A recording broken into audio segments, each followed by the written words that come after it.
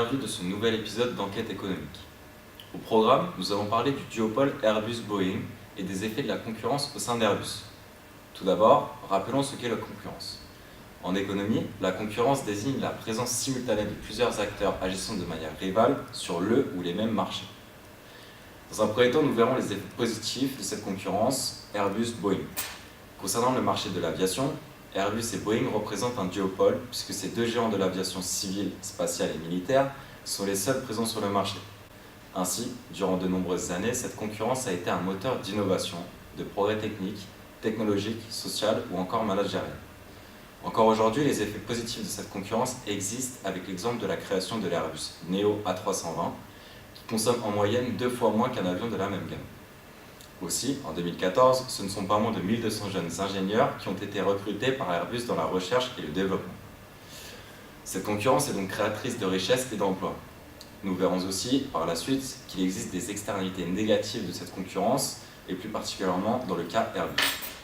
La concurrence peut avoir des effets négatifs.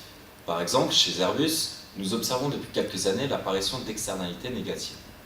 Nous constatons tout d'abord un détachement entre le nombre de commandes et le nombre de livraisons, ce qui se traduit par des retards de livraison récurrents, ce qui engendre une insatisfaction de clients.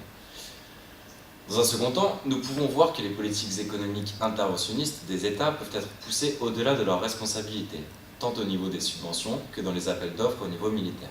Par exemple, selon Le Monde, chez l'avionnaire Boeing, sur un total de 8,7 milliards de dollars de subventions destinées par l'État de Washington aux constructeurs américains, 5,7 milliards étaient considérés comme illégaux.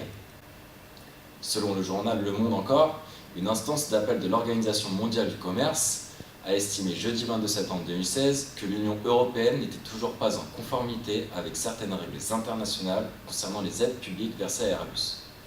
Autre effet négatif de la concurrence acharnée de ces acteurs, la recherche des coûts minimums et la financiarisation de leurs activités. En effet, la finance est de plus en plus importante au sein du groupe Airbus.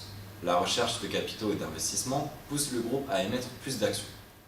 L'émission d'actions impose de verser régulièrement des dividendes aux actionnaires. Plus une entreprise va émettre des actions, plus elle sera dépendante des marchés et incitée à verser des dividendes. Pendant 30 ans, les dividendes versés ici en rouge ont logiquement suivi l'évolution de la rentabilité de l'entreprise, représentée ici en blanc par l'excédent brut d'exploitation. Mais, depuis 1993, on observe un décrochage en faveur des dividendes. Cela témoigne de la croissance de la financiarisation. Cet écart, qui explose depuis les années 2000, pénalise l'investissement et donc leur développement futur.